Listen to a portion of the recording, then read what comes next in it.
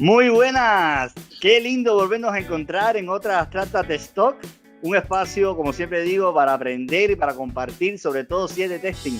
Como el día de hoy que repite visita el amigo John Osorio, estuvo en la charla tipo mesa redonda que hicimos hace poco sobre performance, un conversatorio súper lindo que si no lo vieron, desde ya lo invito y por acá en algún lugar les ponemos ahí la tarjetita para que puedan acceder a verla y no se la pierdan, que estuvo buenísimo. Pues nos quedamos con ganas de seguir hablando de performance y ahí se motivó John para regresar, para profundizar capaz en 8 de los puntos, como dice él, que capaz no conozcan, o capaz sí, y si sí, pues reafirmamos conocimiento y refrescamos, que también está buenísimo. Entonces nada, bienvenido John, muchas gracias por acompañarnos una vez más. No, muchas gracias, Arcadio. Muchas gracias y muchas gracias a todos por la asistencia. Espero que en esta presentación podamos aprender un poquito sobre pruebas de performance, compartirles un poquito la experiencia que he tenido en estos años y bueno, traer esta información a definiciones y conceptos más básicos que no sean tan técnicos. Fue un gran reto, pero aquí estamos. Buenísimo, muchísimas gracias. De seguro va a estar perfecto. Un mensaje a los que están del lado de la pantalla. Recuerden que las consultas que tengan durante la charla o que ya hayan traído, pueden ir dejándola ahí en la sección de preguntas, un panel que tienen a la derecha, creo. Y ahí yo voy a estar atento y al final de la charla tendremos ese espacio donde se las transmitiremos a John para que responda algunas de ellas y así enriquecer mucho más el espacio. Entonces, no quito más tiempo, disfruten de John y de su charla y conocimiento y nos vemos de nuevo al final. Adelante, John, son todos tuyos. Listo, muchas gracias, Arcadio. Bueno, voy a empezar esta charla con un dato que no tiene nada que ver con performance, pero es un dato que les va a romper las neuronas, porque muy poca gente lo conoce. Ustedes sabían que el primer logo de Facebook fue la cara de este señor, Al Pacino. Una vez rompiendo neuronas, vamos a hablar sobre 8 cosas que no sabemos sobre performance testing. En esta charla vamos a hablar sobre conceptos, vamos a aprender definiciones, vamos a entender las claves de cómo se trabaja en las pruebas de performance, ¿cierto? Entonces, bueno, vamos a empezar. Y una de las primeras frases que a mí me gusta mucho mencionar cuando estoy hablando de performance, para que lo tengan en cuenta, para que lo recuerden siempre, es que performance testing no es lo mismo que automation. Tengan esa frase muy presente para las siguientes diapositivas. ¿Qué es performance testing? Eso es lo que vamos a hablar el día de hoy. Vamos a empezar a entrar un poquito en esas definiciones y en esos detalles para entender un poco de qué es lo que vamos a hablar. La audiencia de esta charla puede ser personas que no tengan idea de qué estamos hablando sobre performance, ¿cierto? Gente que ha escuchado acerca de performance, pero no sabe qué es. Personas que saben, pero necesitan mejorar su conocimiento en performance. Puede ser un cliente, un futuro cliente que tengamos, ¿cierto? Personas que llaman al ingeniero de performance o al performance tester solamente cuando ellos consideran que ya lo necesitan. Y tenemos las personas que tienen experiencia, personas que ya se dedican a performance testing, personas que ya tienen un recorrido en diferentes proyectos, que ese es lo que yo llamo a mi equipo SWAT. Un dato impactante, digamos que 2017 y 2019 para todos fue muy común o muy conocido esto que ocurrió en donde la séptima temporada de Game of Thrones, justamente en su lanzamiento, rompió todos los servidores de HBO. Lo mismo ocurrió cuando Disney lanzó Disney Plus en noviembre 12 del 2019. La concurrencia que se conectó al mismo tiempo para cada uno de esos eventos rompió el sistema. ¿Qué pudo haber ocurrido? Más adelante de pronto lo descubrimos, pero esa es una de las cosas que pasa en el mundo real. Performance testing no es solo lo que vemos en algunos de nuestros proyectos, no es solo qué pruebas de carga, qué pruebas de estrés, en el mundo real también se ve impactado por muchas cosas relacionadas al performance y hoy vamos a aprender un poquito sobre ellas. Entonces, ¿de qué vamos a hablar el día de hoy? Vamos a hablar de los tipos de pruebas de software. Vamos a ver cómo se diferencian lo que son las pruebas funcionales de las pruebas no funcionales. Vamos a hablar sobre pruebas de performance, qué es prueba de performance, los tipos de pruebas, las tareas que se hacen en una prueba de performance, por qué la concurrencia es tan importante, porque vamos a hablar sobre algunas métricas y sobre algunas herramientas que se utilizan en esta práctica. Pero antes de empezar toda la charla, ¿quién soy yo? ¿Por qué estoy yo aquí hablándoles a ustedes? Mi nombre es John Osorio, soy ya consultant testing dentro de Endava, una multinacional británica de tecnología. Llevo 12 años de experiencia haciendo pruebas de performance. He trabajado en más de 20 clientes, conozco más de 20 herramientas, más de 10 herramientas, y he trabajado en mercados como el entretenimiento, OTT, videojuegos, real estate, servicios, comunicaciones, e-learning, banking, diferentes. También tengo experiencia como VA, como Business Intelligence, DBA, pero bueno, eso fue hace mucho tiempo. Digamos que mi expertise en este momento son las pruebas de performance. Vamos a empezar la charla rompiendo varios mitos. El primer mito es la frase que les mencioné al principio. Performance será lo mismo que automation. Eso es uno de los errores comunes o de los términos que se encuentran muy comúnmente dentro del vocabulario que nosotros tenemos dentro de la práctica, y quiero decirles que no es lo mismo. Performance y automation no son lo mismo. El performance me sirve para medir los requerimientos no funcionales, mientras que la automatización o automation se enfoca en automatizar los test cases funcionales. ¿Qué quiere decir eso? Vamos a mirar un ejemplo. Si nosotros revisamos el flujo de trabajo de un cajero electrónico, tenemos diferentes requerimientos funcionales, sus transacciones, los retiros, el depósito, las transferencias, todos esos movimientos, digamos que son movimientos que se pueden automatizar para ayudar a aumentar la cobertura dentro de los tests que estamos realizando y reducir el tiempo de entrega dentro de nuestros sprints, ¿cierto? Esto en términos funcionales. Ahora, cuando lo vemos en términos de performance, lo que estamos realizando aquí es una evaluación de los requisitos no funcionales. Que la funcionalidad tiene que estar estable para yo poder hacer las pruebas de performance, sí, pero no es lo que yo voy a medir, eso es un prerequisito que yo necesito. Vamos a medir aquí la velocidad, la estabilidad, la escalabilidad, cómo esos requisitos no funcionales me están impactando a mí la arquitectura, cómo me impactan los componentes, cómo me impactan la red, los recursos de esos servidores, ¿cierto? Entonces, con eso rompemos el primer mito, la diferencia entre performance y pruebas de automatización. Ahora vamos a hablar un poquito sobre los tipos de pruebas de software. Dentro de estos tipos de pruebas tenemos lo que son las pruebas funcionales y las pruebas no funcionales. En las funcionales tenemos las pruebas unitarias, las pruebas de integración, las pruebas de sistema, las pruebas de interfase, regresión, ¿cierto? Mientras que en las no funcionales tenemos las pruebas de documentación, las pruebas de instalación, las pruebas de performance, que es lo que nos tiene hoy aquí a todos, las pruebas de confianza y las pruebas de seguridad. Dentro de las pruebas de performance hay diferentes tipos de pruebas, las pruebas de carga, las de estrés, las de endurance, las de picos, ¿cierto? Pero digamos que esto, a pesar de ser mucha teoría, se las voy a mostrar con un ejemplo más gráfico para que lo entiendan mucho mejor. Cuando hablamos de pruebas unitarias, vamos a mirar cómo es el comportamiento de cada uno de los componentes.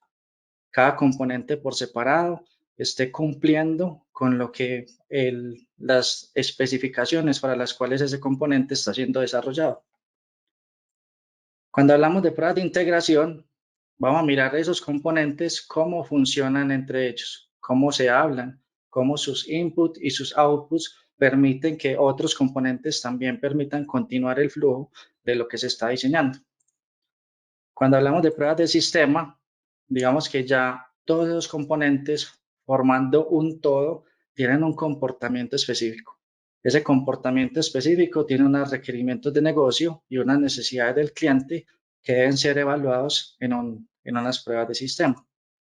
Y tenemos unas pruebas de interfase, en donde cada uno de esos sistemas tiene que empezar a hablar con otros sistemas diferentes, conversar entre ellos y mirar esa comunicación, cómo se está desarrollando. Finalmente, una vez terminemos todo el proceso de desarrollo de cada una de estas pruebas, tenemos las pruebas de aceptación de usuario y es cómo el usuario nos va a ver, cómo va a ser la experiencia que va a tener el usuario con estos componentes que nosotros estamos desarrollando. Aquí, con esto gráficamente podemos explicar lo que son las pruebas funcionales. Pero si hablamos de las pruebas no funcionales, ya es otro cuento, ya es otra historia. Aquí vamos a empezar a mirar el comportamiento de todas las aplicaciones bajo nivel de estrés, bajo condiciones inesperadas, el tema de la seguridad, el impacto de la concurrencia, volúmenes de datos gigantes. Entonces, son dos pruebas que tienen objetivos totalmente diferentes, pero que a ambas se complementan. Ahora, veamos un poquito más en detalle cuál es la diferencia puntual entre esas pruebas funcionales y las pruebas no funcionales. Cuando hablamos de las pruebas funcionales, nos vamos a enfocar en qué es lo que el sistema está haciendo, ¿cierto? Mientras que las pruebas no funcionales es cómo el sistema está trabajando. Aquí nos vamos a enfocar en la arquitectura y en la infraestructura, más allá de la funcionalidad, que es algo que también nos interesa, pero no es nuestro objetivo. Las pruebas funcionales se especifican basadas en requerimientos de usuario, que es lo que el usuario está necesitando para su negocio según la funcionalidad que se esté diseñando. Las pruebas no funcionales están diseñadas o especifican las expectativas del usuario. Cómo el usuario quiere que esa aplicación funcione, según lo que va a crecer su negocio, la cantidad de usuarios que vaya a tener a futuro. Entonces es más relacionado a las expectativas. Las pruebas funcionales son basadas en requerimientos funcionales.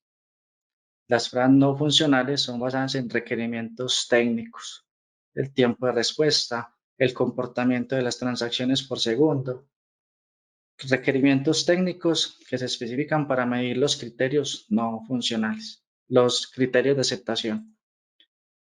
Y finalmente, las pruebas funcionales son el éxito de una prueba de las pruebas funcionales está basado en los resultados esperados. ¿Qué me entró? ¿Qué me salió? ¿Cumplió? La prueba funcional está bien realizada. Mientras que en lo no funcional, nosotros nos basamos eso en los criterios de aceptación, ¿cierto? Si funcionó mal, es porque las pruebas funcionales tienen una falencia. Si funcionó bien, ese funcionamiento que estoy obteniendo de las pruebas funcionales, ¿cómo está haciendo que mi sistema trabaje? La arquitectura y la infraestructura. Ahora bien, más gráficamente lo podemos ver de esta manera. Cuando un sistema está tranquilo, con poquitos usuarios, digamos que está trabajando sin carga, sin estrés, todo funciona perfectamente. Pero el impacto en un servidor y en una arquitectura o en una aplicación en general, en un momento inesperado de carga, por ejemplo, lo que le pasó a Game of Thrones, lo que le pasó a Disney, todos los usuarios conectándose al mismo tiempo, hacen que el mismo sistema que yo estaba probando, que estaba tranquilo, que todo funcionaba bien, empiezan a salir errores que yo no había tenido en cuenta. Y eso lo logramos a través de las pruebas no funcionales. Empezar a mirar el comportamiento de la aplicación en escenarios que no tenemos contemplados desde las pruebas funcionales. Un poquito hablando sobre métricas o buenas prácticas de lo que ocurre en el mercado. podemos ver, por ejemplo, estadísticas como las de Walmart. Por cada un segundo que yo mejore el tiempo de respuesta de la página de Walmart, hablando, pues yo me estoy haciendo atribuciones que no me corresponden. Por cada segundo que Walmart mejore el segundo en el tiempo de respuesta de sus páginas, eso equivale a un incremento del 2% en sus conversiones. Traducido de otra manera, por cada 100 milisegundos de mejora en su página, eso incrementa un 1% el revenue. Entonces, digamos que a veces las pruebas de performance no es solo impactar el servidor, tumbar un ambiente, mirar cuál servicio se cae, sino que tiene un impacto económico dentro del cliente también, porque si el performance de su aplicación mejora, sus ventas van a aumentar, sus clientes van a aumentar.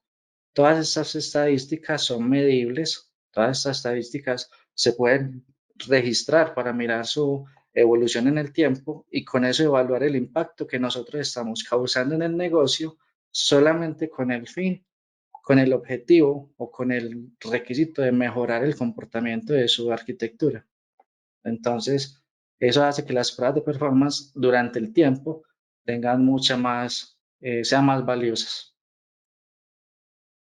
Pero bueno, estoy hablando de muchos términos, pero entonces, ¿qué es pruebas de performance? Vamos a ver qué es o qué no es, para que lo entiendan un poquito mejor. Las pruebas de performance no son técnicas funcionales, son técnicas no funcionales. Como bien lo hemos descrito en los slides anteriores, la diferencia entre lo funcional y lo no funcional. Creo que ya con eso el tema se aclara. Las pruebas de performance no son para encontrar errores, no son para encontrar bugs, son para encontrar cuellos de botella. Los bugs y los errores se encuentran en la funcionalidad, los errores o cuellos de botella se encuentran en la arquitectura, en la infraestructura. Las pruebas de performance no son para tumbar una aplicación. Ese no es el objetivo de una prueba de performance. Aumentar la carga o hacer una prueba de estrés con el fin de tumbar la aplicación es un approach equivocado. Las pruebas de performance es para encontrar cuál es la capacidad que tiene mi sistema de crecer a la par del crecimiento de mi negocio. Las pruebas de performance no solamente se ejecutan al final del ciclo de vida de desarrollo de software. Se pueden ejecutar desde antes con una metodología de chip left para mirar cómo el código o los componentes que están siendo desarrollados están impactando la funcionalidad que ya existe. Se pueden hacer las pruebas para cada uno de los builds que están siendo partícipes en ese release. Se pueden hacer performance durante el desarrollo de cada uno de los deployments en esos release y se pueden hacer pruebas al final en la metodología Chip Right, en donde vamos a hacer pruebas de performance en producción. Entonces, no siempre lo hacemos al final, sino que podemos intervenir en muchas partes durante el proceso. Cuando vayamos a definir qué probar durante unas pruebas de performance, las pruebas no se enfocan, el scope de estas pruebas no es probar todo. Vamos a seleccionar cuáles son las transacciones principales del flujo, que en realidad es lo que me va a impactar el comportamiento del sistema. Si yo voy a hacer pruebas de performance en Netflix, yo no voy a hacer pruebas de performance sobre la información del usuario, que voy a empezar a hacer un script para diseñar el cambio del apellido, porque cuántos usuarios van a entrar a cambiar su información personal. Pero sí voy a hacer las pruebas sobre el login, sobre el streaming.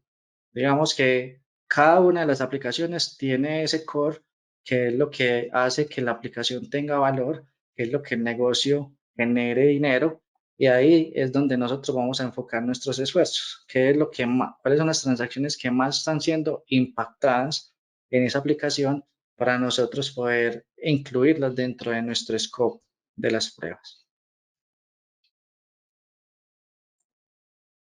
Ahora vamos a hablar un poquito sobre los tipos de pruebas de performance que existen. Inicialmente, toda prueba o todo proceso en este tipo de pruebas debe empezar por un baseline. El baseline, digamos que es el punto de partida para nosotros identificar el comportamiento actual de la aplicación y a partir de ahí identificar con la ejecución de otro tipo de pruebas cómo el sistema se está degradando. Si nosotros no tenemos ese punto de partida, no sabemos desde qué punto se empezó a degradar, no sabemos cuándo se empezó a degradar. Entonces el baseline siempre es muy importante hacerlo. No se necesita hacer un baseline con una carga muy grande, simplemente es como hacer un tipo de, de prueba base, se me olvidó la otra palabra que iba a mencionar, y a partir de ahí Smoke test, identificar el capaz. comportamiento real. ¿Perdón? Smoke, capaz, como pruebas de Exact- humo. exactamente, esa era la palabra.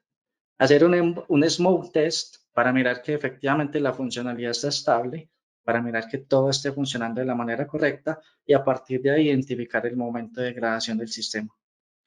Cuando hablamos de pruebas de carga, es muy común confundir pruebas de performance con pruebas de carga. Efectivamente, las pruebas de carga hacen parte de las pruebas de performance, pero tiene un objetivo muy específico y es que yo voy a realizar una inyección de carga para soportar mis clientes actuales. Yo no voy a medir lo que va a crecer, no voy a medir lo que tenía antes, no voy a medir menos. Yo voy a mirar el sistema cómo se está comportando en ese momento con los clientes actuales, ¿cierto? A raíz de eso, ya puedo empezar a planear diferentes escenarios para mirar crecimiento, errores, volúmenes y bueno, otros objetivos que van en otros tipos de pruebas. Puedo realizar pruebas de failover en donde voy a medir la resiliencia del sistema. ¿Pero qué es resiliencia? Resiliencia es cuando tengo dos servidores, ¿cierto? Los dos servidores tienen mi aplicación, pero uno de esos servidores se me cayó. Este servidor tiene que seguir funcionando. El usuario no se puede dar cuenta que mis servidores se cayeron. Mientras yo resuelvo el chicharrón con este servidor me tiene que seguir prestando la funcionalidad que el usuario necesita. Ya cuando el servidor que se me cayó a, vuelva a vivir, vuelva a resucitar, se enlazan otra vez esos dos servidores y de esa manera va a tener un sistema que me permite tener esa resiliencia disponible de alta disponibilidad para no afectar mi servicio. Yo puedo hacer pruebas de performance para mirar cómo es el comportamiento de ese tipo de sistemas de alta disponibilidad. Tengo pruebas de picos, en donde en esas pruebas de picos voy a mirar si el sistema responde correctamente ante una situación inesperada, un momento en el que todos los usuarios entraron a ver Game of Thrones al mismo tiempo, una prueba de 1, 2, 3 minutos, y es inmediatamente todos los usuarios entren a ver el sistema, yo reduzco la carga a su comportamiento normal. Los servicios, a pesar del impacto que tuvieron con ese pico, tienen que seguir respondiendo. Que se demoren más en responder, digamos que ya depende del criterio de aceptación, pero tienen que seguir funcionando. En eso es donde nosotros nos enfocamos en hacer estas pruebas de picos, en mirar esos impactos que le estamos metiendo al servidor de manera inesperada que no me hace tumbar la aplicación, porque no es un impacto prolongado en el tiempo, es un impacto de contados segundos. A diferencia de las pruebas de estrés, en donde también vamos a mirar qué pasa en momentos inesperados del tiempo, pero la carga va a ir creciendo y va a ir creciendo y va a ir creciendo y va a ir creciendo hasta que nosotros podamos identificar cuál es el primer componente del sistema que se rompe. A eso es a lo que nosotros le llamamos pruebas de estrés para identificar cuál es ese componente, el primero que se rompe, cuando nosotros estamos intentando determinar la capacidad de la infraestructura. Tenemos las pruebas de capacidad y es, bueno, vamos a organizar mis escenarios de testing de acuerdo al crecimiento del negocio. El cliente espera crecer durante los próximos 2 años, durante el próximo año, un 30% en su capacidad de clientes. Entonces nosotros podemos diseñar un escenario, modelar, hacer un flujo de trabajo de la prueba que vayamos a ejecutar para simular ese crecimiento de usuarios. Y de esa manera mirar si le hace falta recursos, si tiene que modificar la arquitectura, si tiene que comprar recursos o hacer configuraciones adicionales en caso de que la arquitectura esté en cloud y alinear todo lo que está por debajo del sistema para que soporte el crecimiento de ese negocio. Tenemos pruebas de endurance, o lo que se conoce mejor en español como pruebas de larga duración. Es donde se va a medir la experiencia del usuario en un periodo muy prolongado de tiempo. Son pruebas en donde yo ejecuto una carga moderada durante 5, 6, 7 o hasta más horas, porque finalmente cuando un usuario entra a ver Netflix por la mañana, y hay usuarios que se quedan todo el día viendo Netflix, por la noche Netflix tiene que seguir funcionando igual. No puede volverse lento, no se puede pixelar, tiene que funcionar exactamente igual sin importar cuánto tiempo se ha usado. Esta experiencia de usuario, a pesar de que nosotros lo estamos probando a través de una prueba de endurance, nuestro foco va a ser mirar los recursos en el servidor. Normalmente en una prueba de performance de 30 minutos, de una hora, hay recursos que tienen un comportamiento esperado, pero no logramos identificar, digamos que comportamientos excepcionales. Comportamientos como cuáles, por ejemplo, los memory leaks. Los memory leaks son problemas de memoria que cuando la aplicación está siendo usada por mucho tiempo, la memoria se empieza a acumular, se empieza a acumular, se empieza a acumular. Cuando la aplicación dejó de funcionar, esa memoria no se recupera, esa memoria no se libera. Y al no liberarse, cuando la aplicación vuelva a entrar en funcionamiento, va a empezar con la memoria que ya tenía acumulada. Entonces, a partir de ese punto alto, va a seguir creciendo.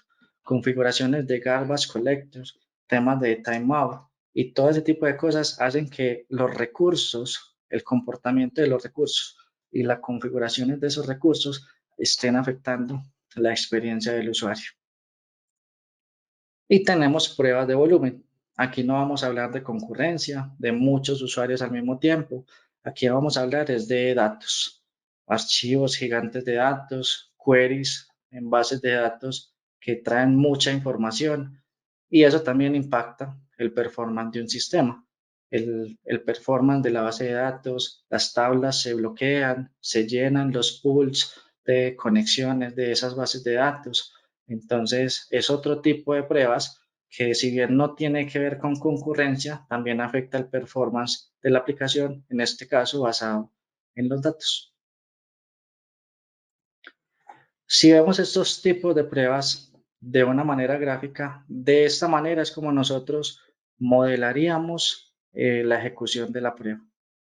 Si vamos a hacer una prueba de capacidad, una prueba de escalabilidad, vamos a empezar a inyectar la carga de una manera progresiva, creciendo en el tiempo.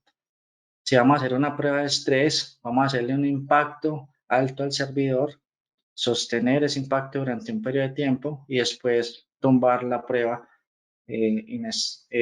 repentinamente. Si vamos a hacer pruebas de picos, vamos a hacer diferentes picos durante el periodo que determinemos. Las pruebas de endurance es una prueba con muy poquita carga, pero durante mucho tiempo.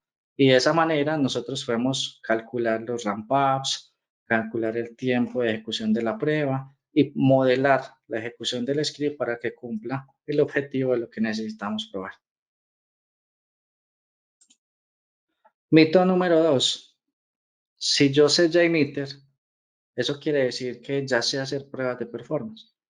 Para los que no sepan, JMeter es una herramienta open source que está construida basada en Java y que permite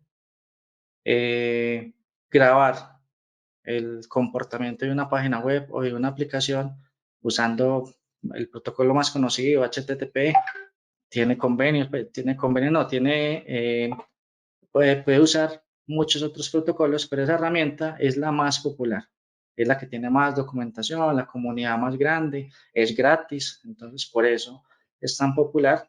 Y digamos que si yo sé JMeter, que es una herramienta que me sirve a mí para hacer pruebas de performance, eso me hace a mí ya un performance tester. No. ¿Por qué? Saber JMeter, digamos que es una de las cosas que yo necesito, conocer la herramienta con la cual yo voy a ejecutar la prueba. ¿cierto? Pero si un cliente me dice, John, necesito que inyectes 1000 usuarios concurrentes usando JMeter, una persona que solamente sepa hacer JMeter, coge los 1000 usuarios concurrentes, los inyecta en el sistema y listo. ¿Pero qué le faltó? Conocer los criterios de aceptación. Bueno, vamos a inyectar 1000 usuarios concurrentes, pero ¿qué necesitamos que pase con esos usuarios concurrentes? ¿En cuánto tiempo tiene que responder? ¿Cuántas transacciones por segundo tiene que soportar? ¿Cuántos errores más o menos es el promedio de error rate que podemos permitir? ¿Por qué 1000 usuarios concurrentes? ¿Por qué no 50? ¿Por qué no 20.000? ¿Por qué no 300? ¿Por qué tiene que ser 1000? Esa capacidad de nosotros saber calcular esa concurrencia, de hacer un benchmarking, de mirar cómo es el comportamiento que ya tiene la aplicación en producción o que tienen esa misma aplicación similares en otros clientes, determinar entonces, bueno, ¿por qué me estás pidiendo 1000? ¿Cuáles van a ser los modelos de trabajo? Muy similar a lo que yo les estaba mencionando en los tipos de prueba. ¿Cómo yo voy a inyectar la carga? ¿Cuánto voy a crecer? Si voy a hacer unas pruebas de picos, ¿por cuánto tiempo?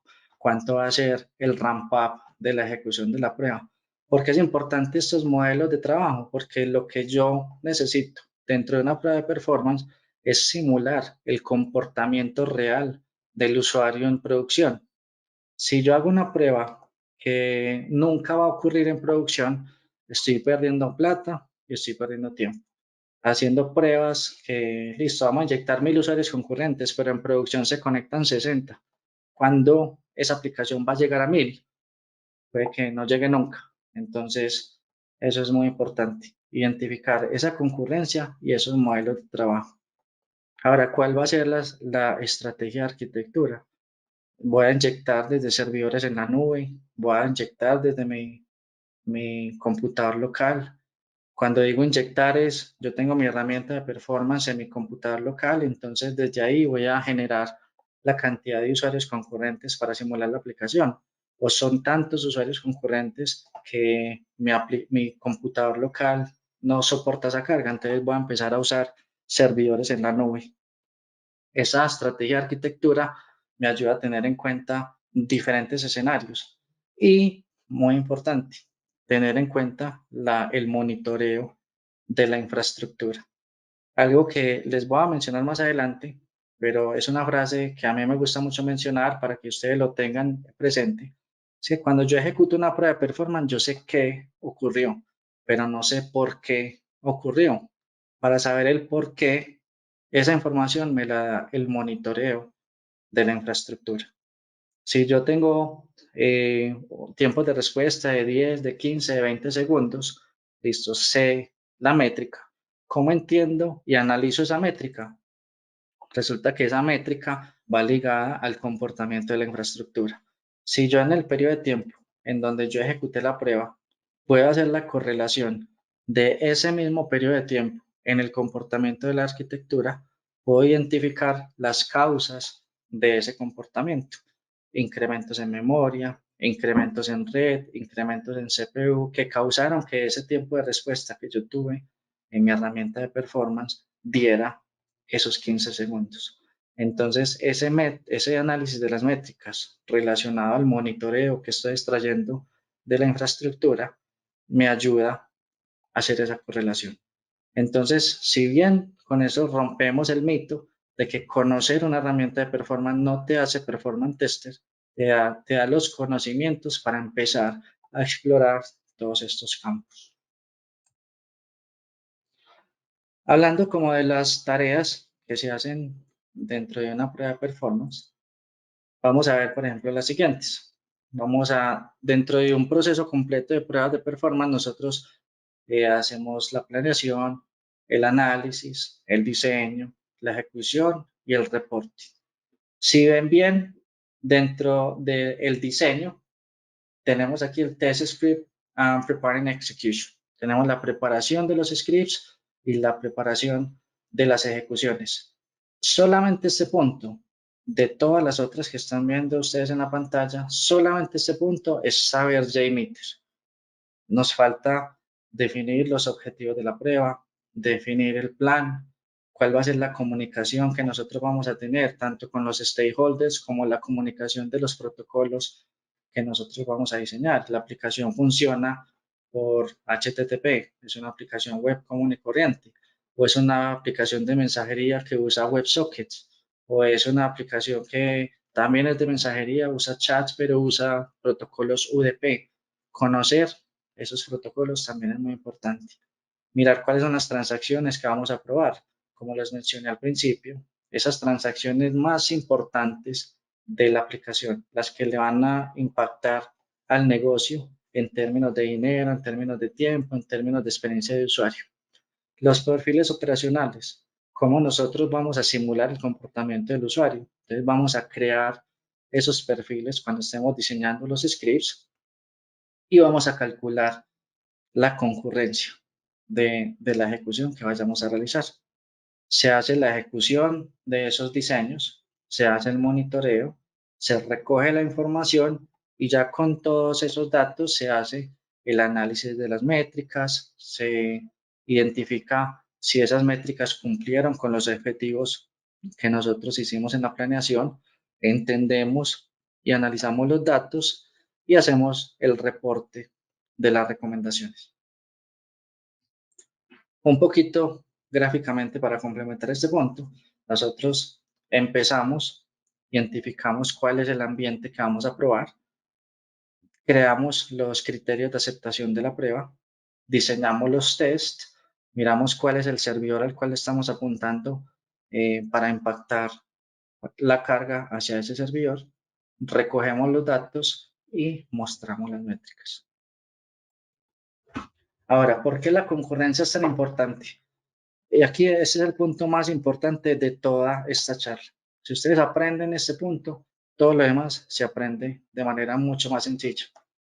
Y es lo más importante por lo siguiente. Cuando un usuario te dice, el cliente te dice, John, necesito probar 1000 usuarios concurrentes. El cliente siempre te va a decir eso porque él tiene 1000 usuarios dentro de su sistema. Eso no quiere decir que los 1000 usuarios vayan a ser los concurrentes. Nosotros tenemos que entrar a determinar esa concurrencia. La cantidad de usuarios totales que tiene un cliente en su sistema lo llamamos población. Y la concurrencia es el número de usuarios dentro de ese sistema que van a realizar lo mismo en el mismo periodo de tiempo, impactando el mismo recurso. ¿Cierto? Eso es la concurrencia. Veamos dos ejemplos aquí muy sencillos para tratar de extraer esa definición. Si tenemos ese sistema en donde podemos hacer login, crear cursos, ver videos, tenemos la lista de todos los educadores, ¿cierto? Digamos que mi población son 300 usuarios, porque en el sistema están registrados 300 profesores, por decirlo de alguna manera. Mi concurrencia en este momento, en este periodo de tiempo específico, son 62. ¿Por qué 62? Si vemos en la plataforma, hay 62 personas conectadas. Es el 100% de las personas que están conectadas. ¿Y qué están haciendo? Están haciendo lo mismo. Están viendo videos. No están haciendo login, no están creando cursos, no están haciendo otra cosa. Están haciendo videos. Están viendo videos. ¿Qué quiere decir eso? Que todos están usando el mismo recurso. Esa es la concurrencia efectiva. A pesar de que son 300 usuarios dentro del sistema, solamente 62 son mis usuarios concurrentes. Ahora, en esta gráfica, vamos a mirar, tenemos 19 usuarios, que es la población de mi sistema, pero entonces, ¿cuántos son los usuarios concurrentes? Si nosotros miramos en esta gráfica, podemos mirar acá, solamente 6 personas, 7, perdón, con estas 6 de acá más esta, están usando este sistema de archivos en backend. ¿Cierto? Están usando este sistema de archivos de acá. Esa es la concurrencia de ese sistema de archivos. Son 19 usuarios los que tienen la aplicación, pero este sistema de archivos tiene 7 usuarios concurrentes. Ahora aquí, estos archivos en la nube son 10 usuarios los que lo están usando. Entonces, de esa manera nosotros empezamos a calcular la concurrencia, a determinar, bueno, yo voy a inyectar 50 usuarios concurrentes. ¿Por qué concurrentes? Porque van a hacer lo mismo cada segundo y cada segundo. Y de esa manera va a impactar el comportamiento del servidor. Veamos esa concurrencia de otra manera. En un sistema operativo, la concurrencia se observa de esta manera. En un periodo de tiempo determinado, yo tengo diferentes tasks o diferentes tareas que se están ejecutando al mismo tiempo. En este momento de tiempo hay una tarea. En este momento del tiempo vemos que hay dos tareas ejecutándose al mismo tiempo. En este momento del tiempo vemos que hay tres tareas ejecutándose al mismo tiempo. Eso es paralelismo, un sistema, una aproximación a la concurrencia en la ejecución de un sistema operativo.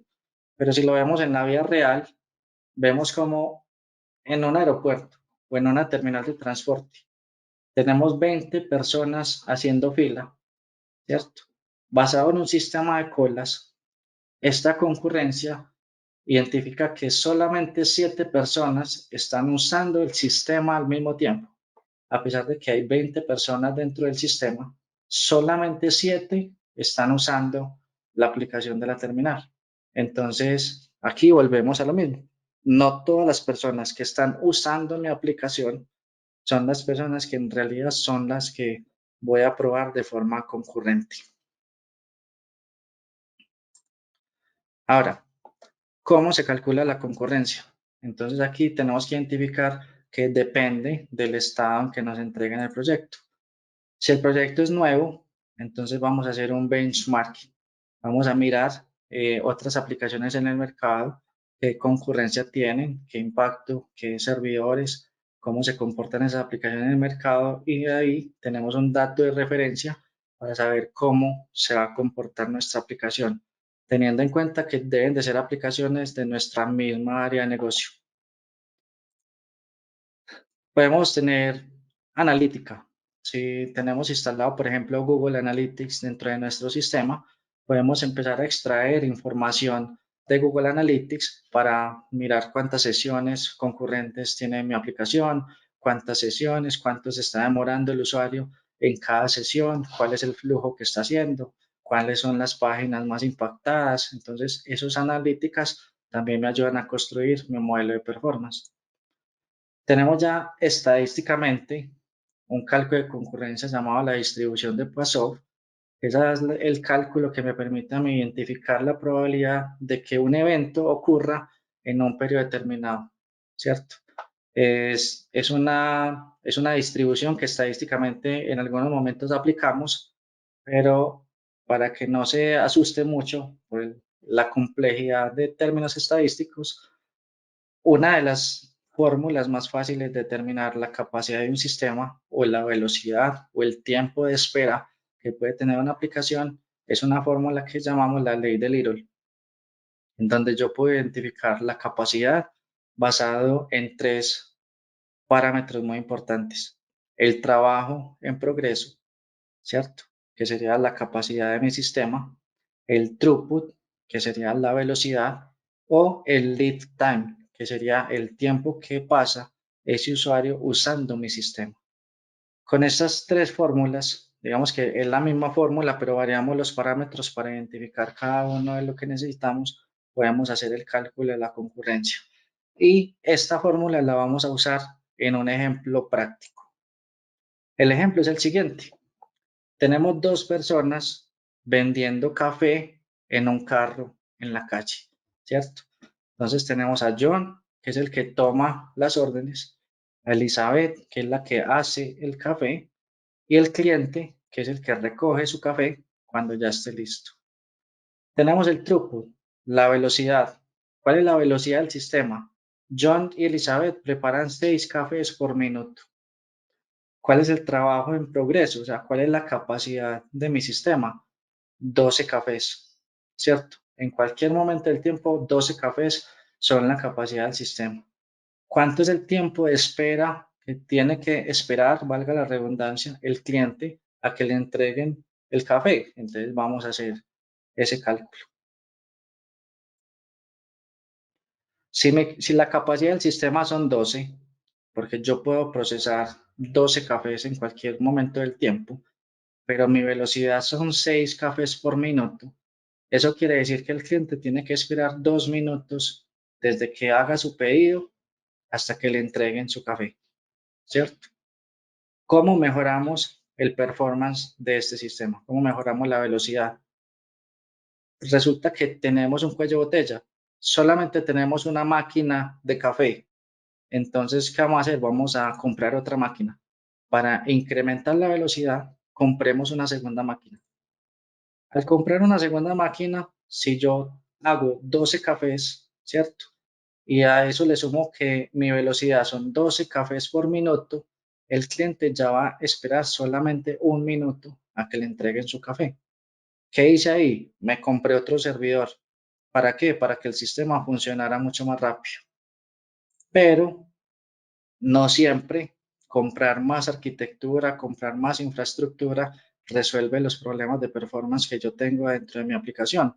Entonces, ¿qué otro approach o qué otra alternativa tengo? Entonces, mejoremos el proceso. Si yo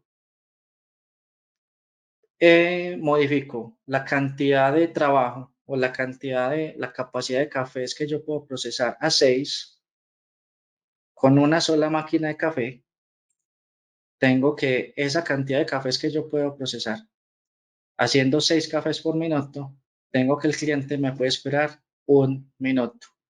Obtuve el mismo resultado que si hubiera comprado una segunda máquina de café. Pero ¿qué hice? Modifiqué el proceso. Entonces, mejorar el performance de una aplicación, mejorar la velocidad y su rendimiento no siempre se resuelve comprando más servidores, pagándole más a Amazon para tener infraestructuras más grandes. Solamente con mejorar el proceso puedo mejorar el performance, ¿cierto? Como lo vemos en este ejemplo. Ahora, este es un dato de lo que le mencioné en las primeras diapositivas sobre HBO. HBO estaba esperando que 12.1 millones de personas se conectaran a ver la temporada número 7 en 2017, ¿cierto? Pero en realidad los que se conectaron ese domingo por la noche fueron 16.5 millones. Son más de 4 millones de usuarios de diferencia que obviamente ellos o no calcularon o no tuvieron presente o pudo haber pasado muchas cosas, pero esos 4 millones fueron los que le tumbaron los servidores. Finalmente, aunque estuvieran preparados para esos 4 millones adicionales, una vez la serie empezó a rodar y ya habían varios capítulos en proceso, 30 millones de personas fueron la estadística que ellos sacaron de las personas que estaban viendo cada capítulo. Entonces aquí vemos cómo la proyección del comportamiento de la aplicación tiene que ir ligada a los planes que nosotros realicemos en las pruebas de performance. Ellos se prepararon para 12 millones, pero al final 30 millones de personas por episodio es lo que ellos calcularon después de que ya estaba el tema en producción. Entonces, los números siempre resultan ser muy importantes. Bueno, ahora vamos a hablar un poquito de métricas de performance, pero las métricas dependen de la fuente de ellas. Si nosotros, digamos que las pruebas de performance nos entregan métricas como los tiempos de respuesta, la cantidad de requests por segundo, los errores, la latencia, el ancho de banda que me estoy consumiendo. Pero esa herramienta de performance, a pesar de que me entrega esas métricas, como les mencioné anteriormente, ahí estoy dándome cuenta que ocurrió, no porque el por qué lo obtengo de las herramientas de monitoreo, en donde obtengo las sesiones, la duración de los hilos, la memoria, la red, la CPU, el comportamiento en el disco, los queries de bases de datos que se están ejecutando, ¿cierto? Ahora, si no tengo estas herramientas, tengo que ser un poquito más recursivo y toda aplicación, si está bien configurada, tiene logs.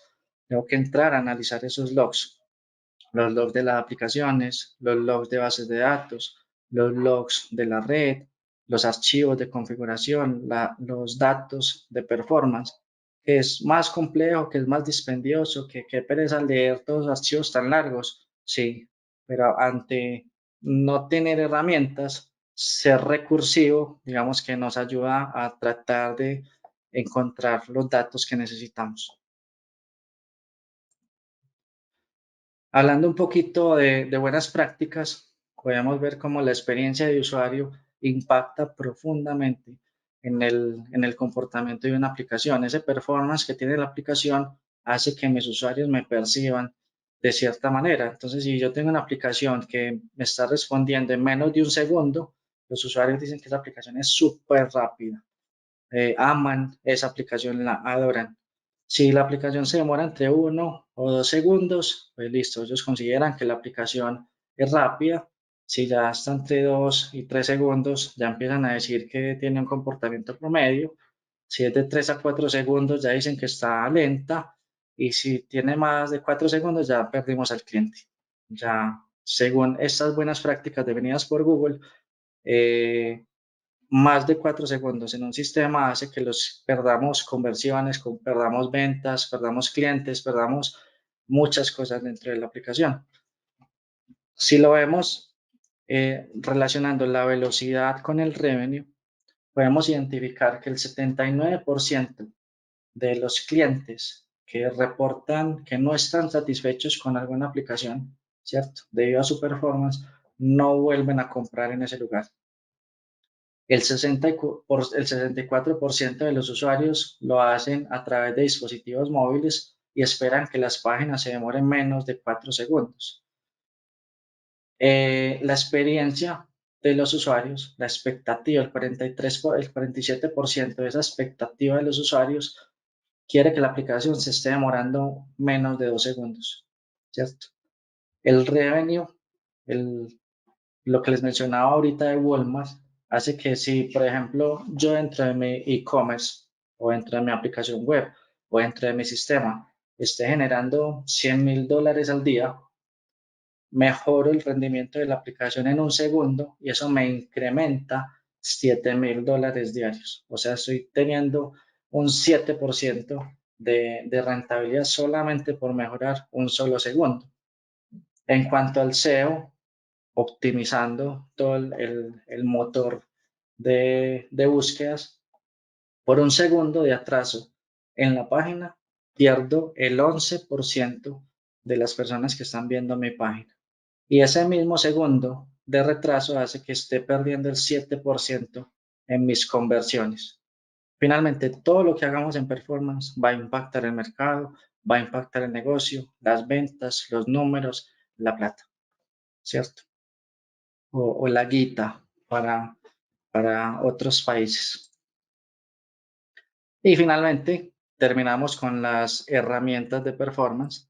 Entonces les voy a mostrar un compendio de muchas de las herramientas de performance que se usan para determinados tipos de pruebas. Tenemos las pruebas de performance, las herramientas para el backend, en donde podemos ver a JMeter, BlazeMeter, Gatling, Visual Studio, Octoper, herramientas que me permiten probar endpoints, probar APIs, probar todos esos protocolos de backend que yo necesito simular dentro de mi sistema. Tenemos herramientas de monitoreo que vuelvo y lo recalco. Si yo no sé qué está pasando en el monitoreo, yo no sé por qué ocurrió lo que ocurrió. Entonces tenemos herramientas como New Relic, como Dynatrace, AppDynamics, Nmon, Datadog. Tenemos herramientas de profiling. En este caso, el profiling se ejecuta para yo mirar cuál es la línea de código que está causando el mal performance en la aplicación. ¿Cuál es el query de la base de datos que causa que la X tabla se esté comportando de manera más lenta? Todas esas herramientas de profiling me ayudan a determinar el performance desde las líneas de código, desde el desarrollo de cada uno de los componentes. Herramientas como JProfiler, como Visual Studio, que también tiene herramientas de profiling dependiendo de su sistema. Tenemos herramientas de performance para el frontend, en donde yo voy a medir la experiencia del usuario cuando se conecta en el browser. los Core Web Vitals, que son como las 4 métricas más importantes que define Google para medir la experiencia del usuario, el renderizado, cuánto está demorándose en cargar la página, cuánto los JSON se están demorando en utilizar el DOM del HTML para poder mostrar la información, en qué momento ese HTML ya es interactivo para el usuario, cuando el usuario puede empezar a dar clic en esa página web y poder interactuar con la aplicación. Todas esas métricas se miden con esas herramientas. SciSpeed.io, Pingdom, Google PageSpeed, Web Page Test, Wislow, JTmetrix. Y finalmente, tenemos herramientas de performance para dispositivos móviles. Cuando hablamos de dispositivos móviles, tenemos que hacer una diferencia en mirar si la aplicación es híbrida o si la aplicación es nativa. Si la aplicación es híbrida, quiere decir que la aplicación está utilizando un browser para ir a impactar el mismo servidor que una página web lo haría, ¿cierto? De esa manera podemos medir la concurrencia. Pero cuando la aplicación es nativa, quiere decir que mi celular solo lo uso yo. Eso quiere decir que no tiene concurrencia.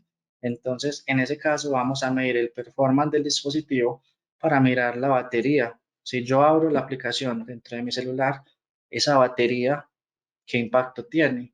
La memoria del celular, el disco del celular, cuánto se demora ese dispositivo móvil en pintar la aplicación en pantalla.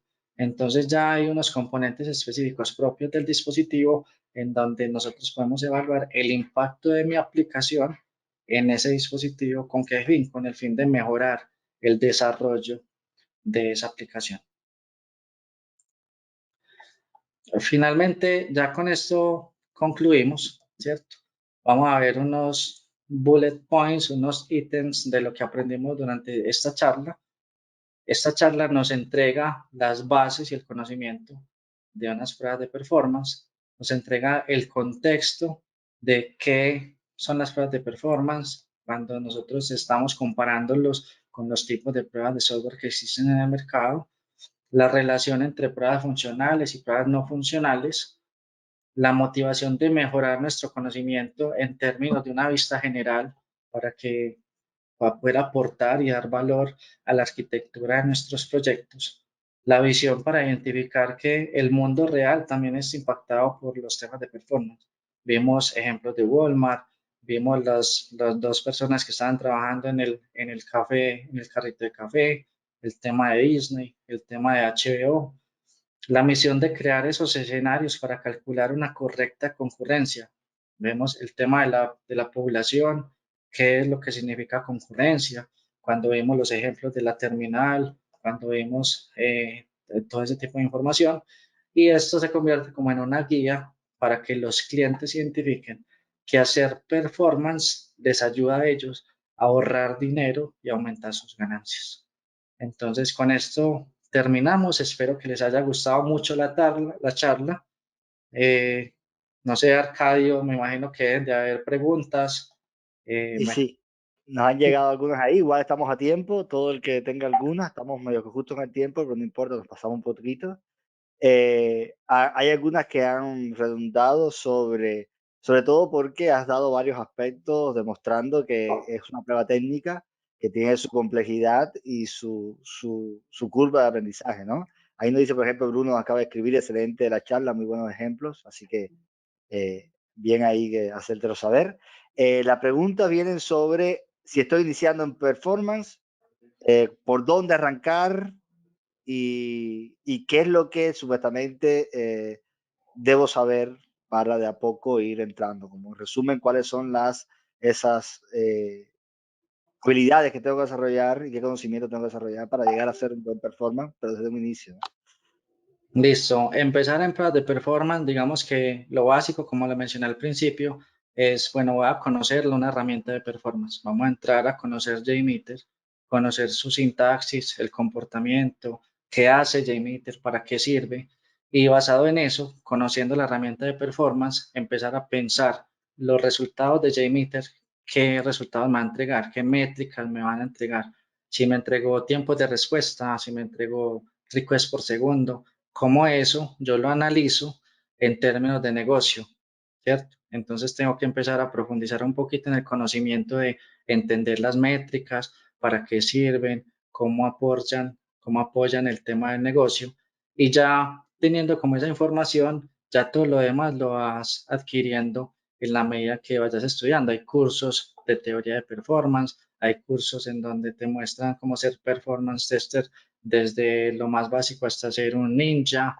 Y bueno, el tema del monitoreo es muy importante, identificar, hiciste una prueba, pero no supiste qué es lo que ocurrió en el servidor. Bueno, estudiar un poquito de monitoreo, de sistemas operativos, de qué le pasa a la memoria cuando ocurre esto, cuáles son los estados de la memoria, los errores que puedes encontrar y bueno, ahí un poquito sería ese el resumen.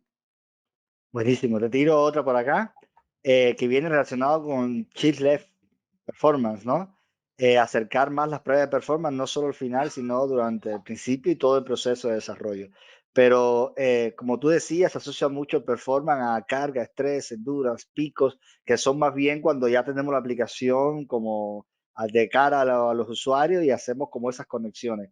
Pero durante el proceso de desarrollo, donde tenemos estos componentes y pruebas de integración y demás, ¿cómo son esas pruebas de performance? ¿Qué medimos? Incluir el Shift Left Testing en unas pruebas de performance, o más bien las pruebas de performance en un Shift Left Testing, me ayuda a identificar durante mi proceso de desarrollo. O sea, los desarrolladores desarrollan un componente, lo ponen dentro de un pipeline de integración continua. Ese pipeline, así como el pipeline de tener eh, pruebas estáticas, pruebas de automatización, debería incluir pruebas de performance. Esas pruebas de performance no son para medir el rendimiento de la aplicación ni impactarlo con mucha carga. Yo con 5, con 6, con 7 usuarios concurrentes, sin impactar mucho el comportamiento del pipeline, puedo mirar los tiempos de respuesta de ese componente. Entre versión y versión de cada uno de los desarrollos, puedo empezar a hacer la trazabilidad del comportamiento de esos componentes en el tiempo y mirar si en algún momento el tiempo de respuesta aumenta o si las transacciones por segundo disminuyen. Con poquita carga, si yo ya sé el comportamiento del sistema con poquita carga, cuando lo haga a una escala mucho más grande, digamos que voy a tener un comportamiento muy similar. Voy a encontrar otros componentes, otros errores diferentes, pero de esa manera el componente desarrollado no va a impactar los otros desarrollos que se estén haciendo en esa versión en específico. Entonces, para resumir, cuando hago pruebas de performance al inicio, dentro de una etapa de integración continua, mido los tiempos de respuesta y hago trazabilidad en el tiempo para mirar el impacto que tiene cada una de las versiones que se están desarrollando. ¿Estás muteado, Arcadio?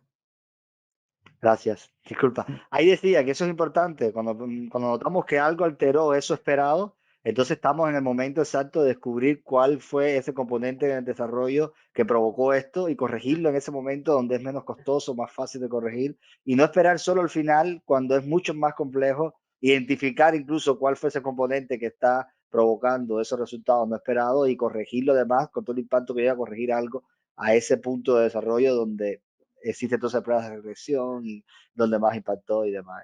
Exactamente. Ahí va.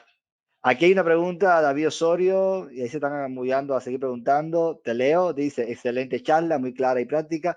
Para cuando hay ataques de dos, no sé si te queda claro qué cosa es, a mí no, de dos, DDoS, se puede estar preparando con performance testing, es decir, estos ataques son técnicos en cuenta precisamente para que el login de un sitio o de un sitio esté preparado para esos ataques. No sé si entendiste ahí. Listo, me imagino que se hace referencia a los ataques de negación de servicio de Ahí DOS, va. en donde se están haciendo, eso va más ligado, digamos, que a las pruebas de seguridad, pero ocurre también cuando uno está realizando esas pruebas de performance. Hay ocasiones en donde nosotros estamos inyectando mucha carga concurrente y los servidores detectan como si fuera un ataque y me empiezan a bloquear las IPs por las cuales yo estoy generando la carga. Entonces, digamos que yo eso lo debo de tratar con las personas que están configurando el sistema para decirles, mira, esto no es un ataque, eso es una prueba que yo estoy haciendo por favor no me bloquees para yo poder terminar mi prueba. Tu configuración de seguridad está funcionando perfectamente. Apágala un momentico mientras yo termino la prueba y después la volvés a encender. Pero es más que todo por una configuración de seguridad que se presentan este tipo de cosas para evitar ataques masivos.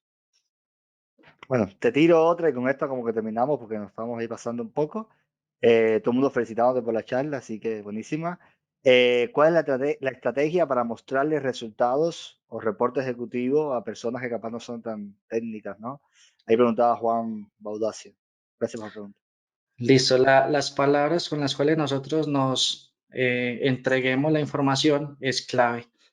A personas técnicas, digamos que nosotros le podemos mostrar la información del monitoreo, las métricas, los resultados, pero cuando le vayamos a hablar a personas no técnicas, debemos de enfocarnos en el vocabulario en términos de usuarios no técnicos. ¿Cuáles fueron los objetivos de la prueba?